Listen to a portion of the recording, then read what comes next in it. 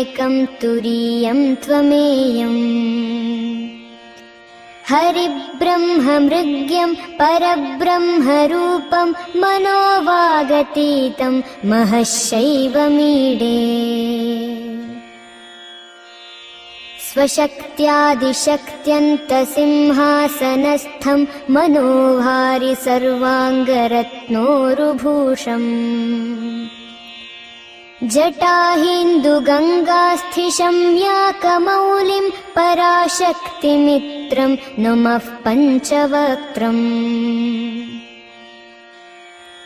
शिवेशान तत्पूरुषाघोरवामाधिभिः पञ्चभिर्हृन्मुखैः षड्भिरङ्गैः